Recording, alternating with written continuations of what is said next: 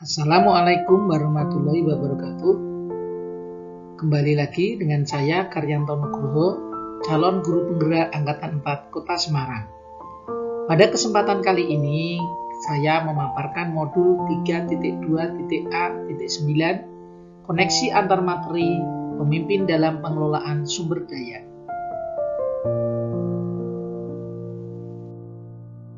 Salam guru penggerak. Di sini saya akan membuat video yang menghubungkan materi pemimpin dalam pengelolaan sumber daya dengan materi-materi yang sebelumnya kita peroleh di dalam pendidikan guru penggerak ini. Tetap semangat, lakukan perubahan meski sekecil apapun ke arah pendidikan yang lebih baik dan berpihak kepada murid. Sekolah merupakan tempat belajar, menimba ilmu, dan tempat mentransfer berbagai kebaikan budi pekerti yang luhur. Keselarasan dan keharmonisan pada sekolah dapat terwujud apabila kita mampu memanfaatkan sumber daya yang ada. Ada dua sumber daya di sekolah yang kita identifikasi, yaitu adalah biotik dan abiotik. Biotik adalah sumber daya yang hidup, sedangkan abiotik adalah sumber daya yang tak hidup. Di sini, di dalam sekolah, kita bisa mengelompokkan biotik antara lain murid, guru, kepala sekolah, pengawas, dan komite sekolah. Sedangkan sumber daya yang abiotik atau tak hidup bisa dikelompokkan seperti sarana prasarana, seperti bangunan, dan keuangan atau finansial. Pengelolaan sumber daya yang dimiliki oleh sekolah dapat disimpulkan pula menjadi dua pendekatan, yaitu pendekatan berbasis kekurangan atau masalah, deficit-based thinking, akan memusatkan perhatian kita pada apa yang mengganggu, apa yang kurang, dan apa yang tidak bekerja. Biasanya kita hanya melihat kekurangan-kekurangan atau kelemahan-kelemahan yang ada di sekolah kita. Sedangkan yang kedua adalah pendekatan berbasis aset. Asset-based thinking adalah sebuah konsep yang dikembangkan oleh Dr. Katrin Kramer, seorang ahli psikologi yang menekuni kekuatan berpikir positif untuk pengembangan diri. Pendekatan ini merupakan cara praktis menemukan dan menggali hal-hal yang positif dalam kehidupan dengan menggunakan kekuatan-kekuatan sebagai tumpuan berpikir.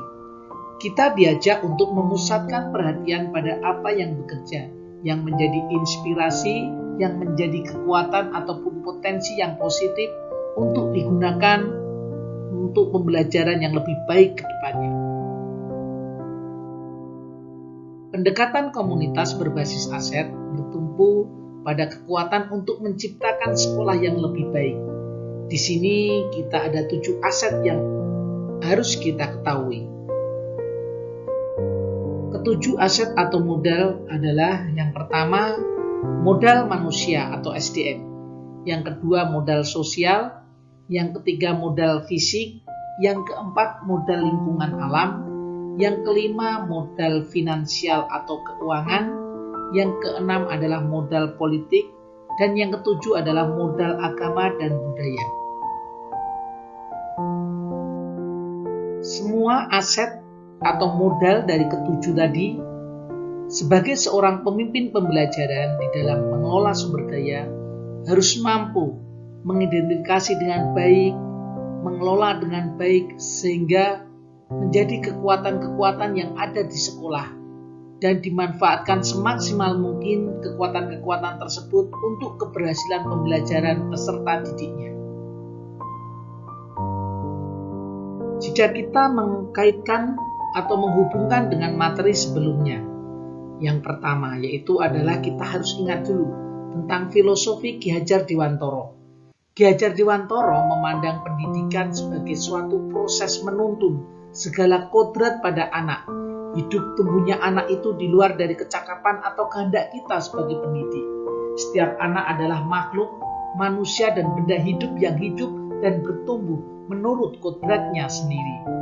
Jadi hubungannya sebagai pemimpin pembelajaran adalah menyediakan sarana dan prasarana penunjang untuk peserta didik mencapai tujuannya dan pembelajaran yang dilaksanakan adalah sepenuhnya memihak para siswa. Sedangkan hubungan dengan nilai dan peran guru penggerak di sini adalah peran guru penggerak sebagai pemimpin pembelajaran, sebagai agen perubahan harus bisa menerapkan nilai-nilai guru penggerak di dalam kesehariannya, menjadi suri teladan yang baik. Seperti halnya nomor 1 adalah mandiri, yang kedua adalah reflektif, yang ketiga kolaboratif, yang keempat inovatif dan berpihak kepada murid. Dengan nilai-nilai tadi, akhirnya berkaitan juga dengan pembelajaran yang berdampak pada murid. Pembelajaran berdiferensiasi dengan adanya sarana pengelolaan sumber daya sekolah dan lingkungan berdampak pada pembelajaran yang berdiferensiasi dan beragam. Dengan terakomodirnya kebutuhan belajar yang beragam dari siswa, maka akan berdampak pada kemajuan dan prestasi pembelajaran itu sendiri. Siswa akan merasa senang, siswa akan merasa gembira, siswa tidak akan tertekan karena pembelajaran berdiferensiasi menurut kemampuan anak masing-masing, per individu berbeda-beda. Sedangkan kedua adalah hubungan dengan sosial emosional. Pembelajaran KSE dan PSE sangat penting sekali diperlukan dalam pengambilan keputusan sebagai pemimpin pembelajaran yang mengelola sumber daya. Dengan metode STOP, kita bisa rehat sejenak untuk fokus pada diri sendiri dan keadaan sekitar. Maka dapat menanggulangi setiap stres atau tekanan dalam pengambilan keputusan berdasarkan pemimpin pembelajaran dalam pengelolaan sumber daya nantinya. Sedangkan yang ketiga adalah praktek coaching. Dengan coaching kita diperlukan menggali potensi yang dimiliki oleh siswa untuk dapat dikembangkan supaya siswa dapat berkembang dengan maksimal dan baik dengan kompetensinya masing-masing. Di sini kita bisa lihat gambaran pemimpin pembelajaran dalam pengelolaan sumber daya. Dia harus menguasai 3 prinsip pengambilan keputusan, 4 paradigma pengambilan keputusan, dan 9 tahapan pengambilan keputusan. Mengapa harus menguasai dan memahami dengan baik sebagai seorang pemimpin pembelajaran dalam pengelolaan sumber daya agar dapat mengambil suatu keputusan yang tepat dan efektif di dalam pengelolaan sumber daya dengan mematuhi aturan-aturan yang berlaku dan nilai-nilai kemanusiaan yang bermanfaat untuk kemaslahatan.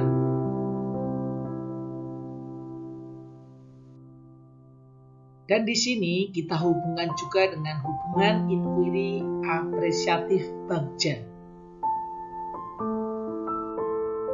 Dengan menerapkan tahapan Bagja di dalam mengambil keputusan sebagai pemimpin pembelajaran dalam mengelola sumber daya, aset-aset atau kekuatan yang dimiliki sekolah, maka diharapkan seorang pemimpin pembelajaran dapat memanfaatkan secara optimal dan efisien sumber daya yang ada, kekuatan-kekuatan atau aset-aset yang ada di sekolah, seperti tujuan dari visi dan misi yang diharapkan, sehingga tercapai tujuan-tujuan pembelajaran yang menuju atau mewujudkan profil pelajar Pancasila dapat terwujud dengan nyata.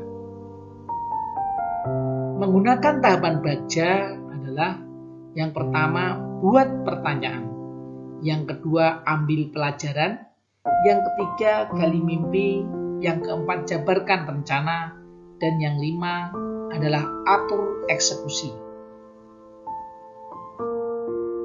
Berikut saya berikan contoh tahapan Bagja dalam proses memimpin pembelajaran dalam pengelolaan sumber daya di SDN Ngadirgo 03 yang mengidentifikasi kekuatan fisik atau adanya bangunan kelas yang memadai dan bisa dimanfaatkan sebagai pojok baca untuk meningkatkan budaya literasi anak-anak kelas 3A SD Negeri Ngadirgo 03, Kecamatan Mijen, Kota Semarang. Bapak Ibu para hadirin yang saya hormati, di sini tahapan Bagja kami gunakan ketika ingin membuat pojok baca di ruang kelas 3A untuk meningkatkan minat baca anak di SD Negeri Ngadirgo 03, Kota Semarang. Di sini buat pernyataan utama, contohnya adalah membuat pertanyaan utama yang akan menentukan arah penyelidikan, kekuatan, peluang, mendefinisikan tujuan. Pertanyaan dibuat untuk memprovokasi atau menginisiasi perubahan. Sedangkan pertanyaannya seperti contoh, apakah perlu mewujudkan pojok literasi yang nyaman di kelas 3A SD Negeri Ngadilko 03? Pertanyaan yang kedua, bagaimana mewujudkan pojok literasi yang nyaman dan berkelanjutan di kelas 3A SD Negeri Ngadilko 03? Sedangkan daftar tindakan bisa kita simpulkan adalah yang pertama, berkonsultasi dulu, membuka dialog dengan kepala sekolah, dengan rekan-rekan guru, murid, orang tua, paguyuban, soal program pembuatan pojok literasi di kelas 3A, apakah bisa terlaksana dan apakah didukung atau dalam artian mereka setuju dengan gagasan-gagasan kita ini. Sedangkan ambil pelajaran atau discovery, yaitu menyusun pertanyaan lanjutan untuk menemukan kekuatan atau potensi lewat penyelidikan, identifikasi, dan mengapresiasi yang terbaik dari apa yang telah ada. Menemukan arti positif, setiap pertanyaan dibuat dengan hati-hati, sifatnya seperti positif. Pertanyaannya contohnya adalah yang pertama, apa pengalaman menyenangkan dan berhasil yang pernah dialami guru yang membuat pojok baca? Yang kedua adalah bagaimana pengadaan buku pojok baca literasi yang berhasil dilakukan selama ini? Sedangkan daftar tindakan yang pertama, mengidentifikasi harapan murid-murid lewat lembar pertanyaan di kelas 3 SD Negeri Ngadilko 03, mendiskusikan dengan murid-murid kelas 3A SD Negeri Ngadilko 3 bacaan yang disukai mereka, melibatkan murid untuk menginventaris kekuatan potensi yang kita punya, dan mencari tahu siapa guru yang sudah pernah membuat pojok baca di kelasnya. Nah, ini adalah pertanyaan-pertanyaan ini sangat penting dalam tahapan bagja. Sedangkan gali mimpi yang pertama, menyusun deskripsi kolektif bila mana inisiatif terwujud. Yang kedua, membayangkan dan menggambarkan masa depan dengan adanya pojok literasi ini terlihat indah, rapi, dan dapat bermanfaat bagi anak-anak. Sedangkan pertanyaan yang bisa muncul adalah apa saja kegiatan yang dapat dilakukan di pojok literasi nantinya? Bagaimana perasaan saya dengan adanya pojok literasi yang nyaman di kelas kita? Apa yang penting dilakukan agar setiap pojok baca terasa nyaman, terawat, dan menarik? Sedangkan daftar tindakan menanyakan pendapat setiap anggota kelas tentang pendapat dan harapan mereka. Sedangkan kedua, membuat desain pojok baca yang menarik, nyaman, dan berkelanjutan bersama murid-murid. Sedangkan jabarkan rencana di sini mengidentifikasi tindakan nyata dan real yang diperlukan untuk menjalankan langkah-langkah kecil ini. Sedangkan pertanyaan bisa saja, apa langkah untuk menyiapkan pojok literasi di kelas 3A SD Negeri Ngadilko 03? Berapa lama waktu untuk menyiapkan pojok literasi di kelas 3A tersebut? Terus yang terakhir, bagaimana pengaturan agar pojok literasi bisa nyaman dan menyenangkan bagi siswa? Sedangkan daftar tindakan bisa membuat capaian. Yang kedua, menyusun aturan yang boleh dilakukan dan tidak boleh dilakukan agar pojok baca bisa nyaman dan berkelanjutan. Sedangkan di sini atur atau eksekusi adalah yang pertama, menentukan siapa yang berperan dalam pengambilan keputusan. Yang kedua adalah merupakan awal dari penciptaan budaya belajar membaca bagi siswa. Sedangkan pertanyaan yang muncul bisa, siapa saja yang akan saya libatkan di dalam mewujudkan rencana pojok literasi di kelas 3A ini? apa saja peran yang dibutuhkan dan apa yang mengisi peran tersebut. Sedangkan tindakan itu adalah menyusun siapa saja yang bisa diajak kerjasama untuk mewujudkan perpustakaan atau pojok literasi di kelas kita, dan menentukan siapa yang menyelesaikan tugas nantinya. Nah, ini adalah tahapan-tahapan baca yang kami wujudkan di kelas 3A SD Negeri Ngadirgo 03. Semoga dengan tahapan ini yang didapat dari pendidikan guru penggerak dapat bermanfaat dan dapat bisa berkesinambungan sehingga mewujudkan anak-anak yang gemar membaca, gemar berliterasi, sehingga mewujudkan profil pelajar Pancasila. Demikian pembahasan koneksi antar materi pada modul 3.2.A.9. Semoga bermanfaat dan salam guru penggerak. Wassalamualaikum warahmatullahi wabarakatuh.